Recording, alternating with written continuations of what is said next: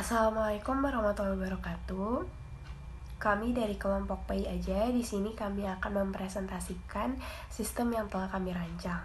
Sebelumnya perkenalkan, nama saya Sofia Nur Kamila, dan di sini saya bersama dengan anggota kelompok yang lain, yaitu ada Raudiatul Zahra Anabani, Sabita Asyahida, dan juga Zakia Nurfina. Oke, langsung aja kita masuk ke bagian 1, sistem request. Deskripsi sistem. Sistem informasi yang akan dirancang adalah PAI Aja. PAI Aja merupakan aplikasi yang digunakan untuk pembayaran secara online yang bertujuan untuk mempermudah transaksi masyarakat dalam segala proses pembayaran. Aplikasi ini dapat digunakan untuk berbagai macam layanan, mulai dari transfer antar bank dengan biaya yang sangat terjangkau, transfer antar pengguna PAI Aja, pembelian pulsa, serta pembayaran tagihan listrik yang dapat dilakukan melalui aplikasi ini. Deskripsi penggunaan. Aplikasi ini bisa digunakan oleh semua masyarakat Indonesia yang telah memiliki akun bank terdaftar pada aplikasi PAI Aja dengan mendownload terlebih dahulu di Google Play Store, kemudian masuk dengan email yang telah dimiliki. Pengguna PAI Aja juga wajib memiliki KTP dan memverifikasinya. Pengguna juga harus mendaftarkan nomor handphone dan email aktif untuk persyaratan verifikasi. Selanjutnya ada business value. Yang pertama itu kemudahan dalam melakukan transaksi keuangan dengan cepat menggunakan layanan aplikasi PAI Aja. Yang kedua, potongan harga pembayaran transaksi dengan menggunakan promo voucher pada periode tertentu. Dan yang ketiga, pengguna dapat menghemat waktu dan pengeluaran biaya transport untuk melakukan transaksi. Special issue, apabila sistem mengalami down server, maka akan terjadi keterlambatan dalam proses pentransferan dana. Selanjutnya itu ada bagian 2, sistem analisis dokumen, analisis data dan informasi. Yang pertama ada transfer dana, itu di sini informasinya itu ada bank tujuan, bank pengirim, nomor rekening penerima, nomor telepon penerima, kode QRIS, jumlah dana, tanggal dan waktu terkirim. Yang kedua itu ada pulsa, ada nomor handphone, nominal, pulsa, dan juga harga pulsa. Yang ketiga ada listrik, ada nomor meter, ID, pelanggan, dan total tagihan. Keempat ada daftar penerima, yaitu ada bank tujuan, nomor rekening penerima, dan nomor telepon penerima. Dan yang terakhir itu ada profil user, itu ada nama, email, nomor telepon, alamat, foto profil, username, serta password. Selanjutnya adalah analisis aktor pengguna, merupakan aktor yang telah terverifikasi dan dapat menggunakan layanan PAI Aja untuk melakukan berbagai macam transaksi yang tersedia. Selanjutnya ada perusahaan telekomunikasi yang merupakan aktor yang menyediakan layanan pembelian pulsa. Perusahaan PLN merupakan aktor yang menyediakan layanan pembelian listrik. Dan juga yang terakhir ada admin, memegang hak akses tertinggi yang mengatur pengaturan user dan role serta pengaturan privilege. Baik, di sini saya akan menjelaskan yang pertama adalah use case diagram. Dapat kita lihat bahwasanya di sini pengguna ataupun user dapat melakukan 3 transaksi, yaitu bisa transfer dana, isi pulsa, maupun bayar listrik. Seperti itu. Kemudian di sini ada admin, yaitu dia memvalidasi transaksi yang dilakukan oleh pengguna. Nah, di sini adalah use case description, di mana kita akan menjelaskan lebih detail lagi mengenai bagaimana sih transaksi yang harus dilakukan apabila user ingin melakukan transfer dana ataupun bayar listrik dan pembelian pulsa gitu. Nah, di sini adalah use case description dari transfer dana. Dapat kita lihat di sini juga business aktornya adalah pengguna, kemudian description-nya use case ini menjelaskan tentang bagaimana aktor pengguna dapat mentransfer dana dengan menggunakan sistem aplikasi PAI Aja. Kemudian precondition-nya aktor pengguna sudah terdaftar pada sistem PAI Aja. Kemudian post condition-nya aktor pengguna dapat mentransfer dana sesuai dengan tujuan yang dibutuhkan. Ada juga performance goal-nya, yaitu dana akan terkirim pada waktu 2 menit. Dan di sini juga dijelaskan mengenai basic workflow-nya. Workflow-nya yang pertama adalah pengguna akan memilih menu transfer dana. Terus kemudian yang kedua, sistem aplikasi PAJ akan menampilkan jenis bank yang akan ditransfer dan jenis pembayaran yang dibutuhkan pengguna. Yang ketiga, pengguna dapat mengisi nomor rekening tujuan. Yang keempat, pengguna memasukkan nominal yang akan ditransfer. Kemudian yang kelima, sistem PAJ akan menampilkan nominal transfer, kemudian nomor rekening dan jenis bank yang dipilih.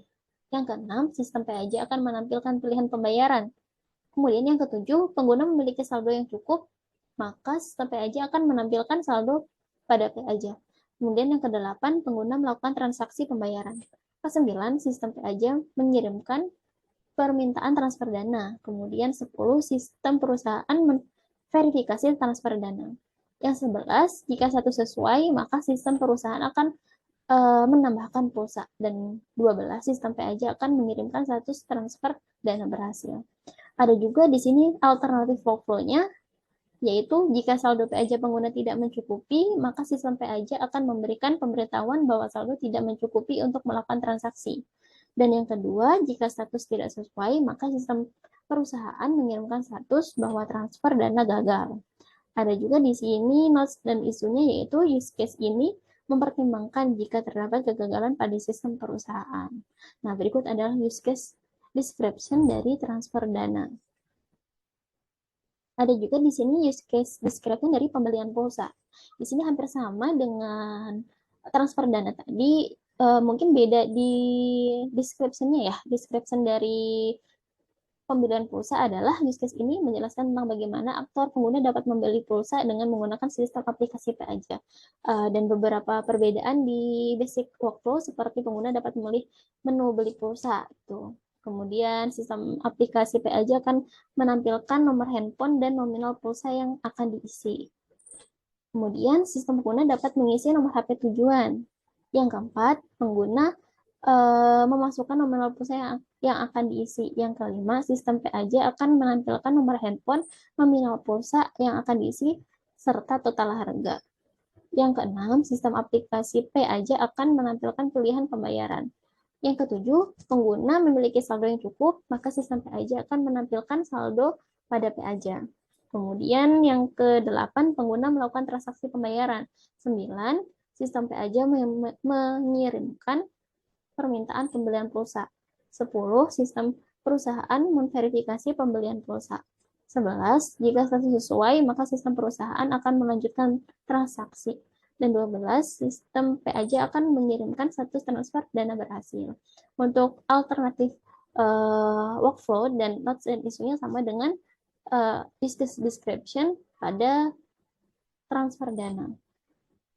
Begitu juga ini ada use case description pada pengisian saldo listrik.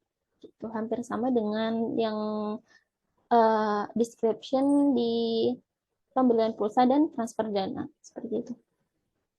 Nah, di sini juga ada user stories-nya, di mana ada beberapa aktor, 4 aktor, yaitu yang pertama adalah pengguna. Dan pertama, pengguna ingin mentransfer dana, maka hasil yang didapatkan adalah mengirimkan dana ke bank tanpa biaya. Kemudian aktor yang kedua masih pengguna. Dia ingin membeli pulsa, maka hasil yang didapatkan adalah memiliki tambahan pulsa di handphonenya. Seperti itu. Kemudian aktor yang ketiga adalah pengguna juga, maka dia ingin melakukan pembayaran listrik, maka yang dihasilkan adalah membayar tagihan listrik pastinya. Dan aktor yang keempat adalah admin. Dia ingin verifikasi pengguna, maka hasil yang didapatkan adalah melihat daftar pengguna. Di sini juga ada sebuah gambar yang menunjukkan activity diagram, mulai dari pembelian pulsa, pembelian saldo listrik, dan transfer dana. Gitu. Mulai dari mungkin memilih menu terlebih dahulu, user ingin membeli pulsa atau saldo listrik atau dana. Gitu. Kemudian sampai admin memverifikasi transaksi tersebut dan transaksi pun berhasil. Di sini ada class diagram, yaitu class diagramnya apa? Yaitu kelas-kelas yang ada di sebuah sistem yang dia saling berhubungan satu sama lainnya. Di sini ada pengguna yang dia berisi, dia mempunyai user ID, kemudian ada username, password, email, nomor handphone, alamat.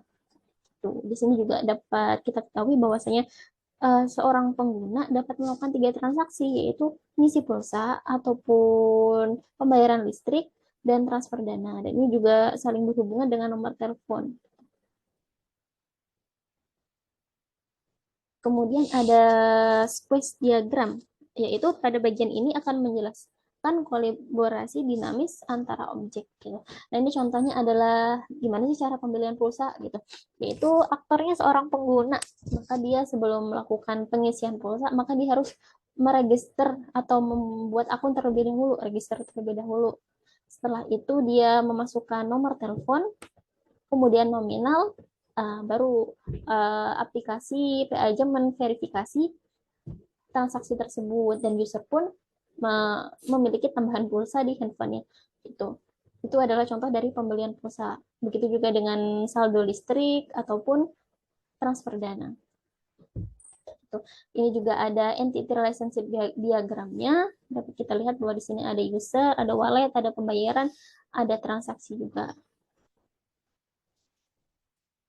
Nah, di sini ada kewenangan data dan informasi gitu. Ada beberapa aktor yang dijelaskan di sini. Yang pertama adalah admin, kemudian ada pengguna transfer dana, kemudian pengguna pulsa dan data internet, perusahaan telekomunikasi, dan pengguna listrik ataupun perusahaan PLN. Nah, yang pertama adalah admin. Informasinya adalah transfer dana.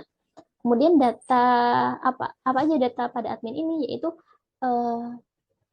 yaitu ada bank tujuan, bank pengirim, nomor rekening penerima, nomor telepon penerima, kode KIRS, jumlah dana, tanggal, waktu terkirim gitu. Jadi sifat datanya dia all atau semua user.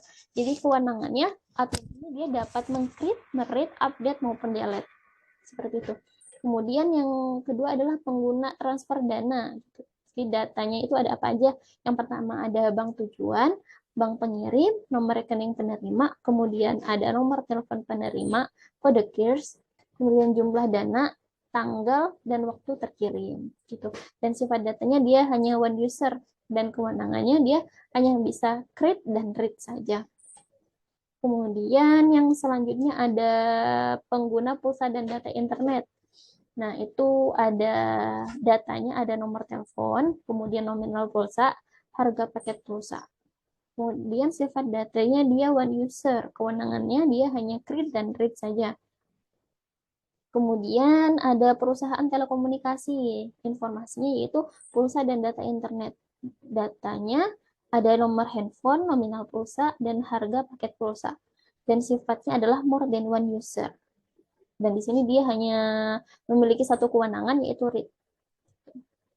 Kemudian ada pengguna yang informasinya adalah bagian listrik. Gitu. Di sini data yang dia miliki ada nomor meter, ID, pelanggan, dan total tagihan. Kemudian sifat datanya dia juga hanya one user, di mana dia kewenangannya hanya mempunyai dua, yaitu create dan read. Dan yang terakhir adalah perusahaan PLN, dan informasinya adalah listrik, dan data yang dia punya adalah nomor meter, ID pelanggan, dan total tagihan. Di mana di sini sifat datanya adalah more than one user, dan kewenangannya hanya memiliki satu, yaitu read saja. Baik, saya Sabita Syaida akan menjelaskan bagian 3 sistem desain dokumen. Halaman pertama adalah halaman beranda yang menampilkan hampir semua fitur-fitur yang PAI aja sediakan seperti transfer, listrik, pulsa, maupun sampai promo, voucher, poin, sampai top up. Kemudian pada halaman transfer, bisa dilihat di sini pilihan untuk mentransfer untuk PAI aja atau transfer bank atau riwayat transfer yang sudah dilakukan. Kemudian pada halaman bayar listrik menampilkan nomor pelanggan, kemudian nominal token yang bisa dipilih, lalu melanjutkan proses ke pembayaran. Kemudian pada halaman beli pulsa hampir mirip seperti sebelumnya, yaitu menampilkan nomor handphone, memilih pilihan nominal yang disediakan atau mengisi nominal yang sesuai diinginkan, lalu melanjutkan proses ke pembayaran. Kemudian pada halaman top up menampilkan saldo yang tersedia pada aplikasi Pay aja, kemudian menampilkan nominal untuk top up atau mengisi nominal sendiri, lalu melanjutkan proses ke pembayaran selanjutnya. Pada halaman riwayat ini menampilkan semua kegiatan yang sudah dilakukan selama di dalam aplikasi Pay aja agar tercatat begitu. Kemudian pada halaman transaksi menampilkan bahwa transaksi sudah berhasil dan dana sudah tertop up atau sudah membayar listrik atau dan transaksi sejenisnya. Berikut ada spesifikasi server yang dibutuhkan untuk membuat aplikasi Pay Aja. Dan berikut ada spesifikasi klien yang dibutuhkan untuk menjalankan aplikasi Pay Aja, yaitu bisa menggunakan Android. Oke, perkenalkan, saya Zakiana Fida. Di sini saya akan mempresentasikan dan mendemokan Figma hasil dari desain prototipe yang sudah dibuat oleh kelompok kami untuk aplikasi P aja. Jadi pertama-tama, sebelum user dapat menggunakan seluruh fitur yang ada di dalam aplikasi, user akan terlebih dahulu diminta untuk mendaftarkan atau membuat akun baru di halaman daftar ini dengan memasukkan nomor telepon, email, dan password. Tetapi, apabila user sudah memiliki akun, user dapat langsung saja melakukan login dengan mengklik tulisan login yang di bawah. Di halaman login, user akan diminta untuk masukkan nomor telepon atau email yang sudah didaftarkan beserta dengan passwordnya. Lalu klik login. Oke, layar yang sekarang tampil merupakan halaman awal, yaitu halaman beranda, di mana halaman beranda ini memuat sekali banyak informasi. Contohnya yang pada bagian atas ini, terdapat informasi saldo dari akun user, akun Pay aja user.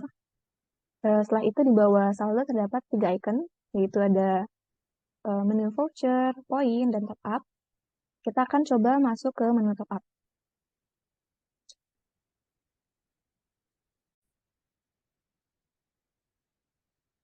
Menu top up ini digunakan ketika user hendak melakukan pengisian ulang atau top up pada saldo dari user tersebut.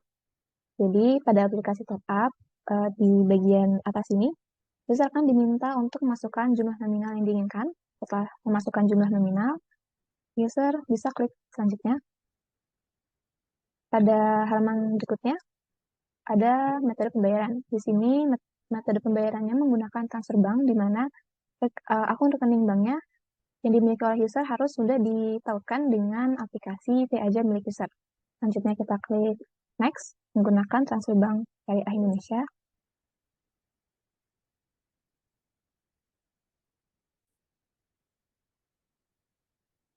Pada halaman ini memuat rangkuman atau resume dari informasi yang tadi, yaitu terdapat nominal yang tadi dipilih, lalu ada bank yang dipilih, yaitu Bank Syariah Indonesia, kemudian juga ada kode top up unik yang harus dimasukkan user ketika mengisikan nominal nanti di bank masing-masing. Lalu juga ada total bayar yang harus dibayarkan dengan jumlah admin sebesar Rp500. Selanjutnya, user dapat menekan tombol OK. Oke. Selanjutnya, setelah itu di bawahnya terdapat 3 icon atau 3 tombol yang cukup besar. Jadi 3 icon ini merupakan 3 fitur utama yang dimiliki oleh aplikasi Pay aja, yaitu ada fitur transfer, fitur listrik, dan fitur pembelian pulsa. Kita akan mencoba yang pertama itu fitur transfer. Oke, jadi pada fitur transfer ini terdapat 2 pilihan, yaitu transfer ke Pay aja dan ada transfer ke bank. Kita akan mencoba yang transfer ke Pay aja. Jadi transfer ke Pay aja ini digunakan ketika user hendak mentransferkan nominal atau uang yang ada di saldo aplikasi Pay aja-nya kepada akun Pay aja milik orang lain. Nah, di sini daftar kontaknya ini atau daftar penerimanya bisa dipilih. Jadi daftar penerima ini diambil dari daftar kontak yang terdapat di mobile phone yang sudah disinkronkan ke aplikasi Pay aja. Selanjutnya kita pilih daftar kontaknya. Lalu di sini muncul lagi informasinya, yaitu informasi daftar kontak yang dipilih, nomor teleponnya, dan ada username dari akun pemilik daftar kontak tersebut. Selanjutnya isi nominal. Setelah diisi, kita klik transfer. Oke, jadi halaman yang sedang tampil ini merupakan halaman yang menandakan bahwa transfer sudah berhasil dilakukan. Kita kembali lagi ke halaman beranda. Fitur yang kedua yaitu ada fitur pembelian listrik. Fitur pembelian listrik digunakan ketika user hendak melakukan pembelian listrik atau pembayaran listrik. Jadi pertama-tama user akan diminta untuk melakukan atau memasukkan nomor meter atau ID pelanggan di bagian atas ini. Setelah itu user akan diminta untuk memilih jumlah token yang diinginkan. Kita pilih, Setelah sudah yakin, klik selanjutnya. Oke, di sini sebelum lanjut ke halaman checkout, user akan diminta untuk terlebih dahulu mereview apakah pesanannya sudah betul. Jika sudah betul, seperti nomor ID-nya, lalu nama dari nomor ID-nya, juga ada nominal listriknya. Jika sudah yakin, user dapat melanjutkan ke pemilihan metode pembayaran, yaitu menggunakan saldo pay aja. Klik selanjutnya. Oke, jadi ini merupakan halaman checkout. Pada halaman checkout ini, terdapat informasi yang tadi dengan tambahan informasi baru, yaitu total bayar, yaitu jumlah dari pembayaran yang harus dibayar sebesar 51.000 dengan metode pembayaran saldo pay aja. Klik bayar untuk melanjutkan. Oke, pembelian listrik pun sudah berhasil dilakukan. Kita kembali lagi ke halaman beranda. Fitur yang ketiga atau fitur yang terakhir yaitu fitur pembelian pulsa. Fitur pembelian pulsa ini kurang lebih sama, yaitu di bagian atas sini. User akan diminta untuk terlebih dahulu masukkan nomor telepon yang ingin diisikan pulsanya. Lalu setelah itu memilih jumlah nominal. Pilih dulu, lalu klik selanjutnya. Oke, ketika sudah tampil di sini ada review pembelian.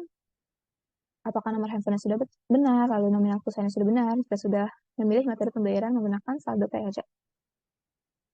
Lalu klik bayar jika sudah yakin. Transaksi pembelian pulsa pun sudah berhasil. Setelah 3 fitur utama tadi, pada bagian bawah halaman beranda terdapat halaman cek promo.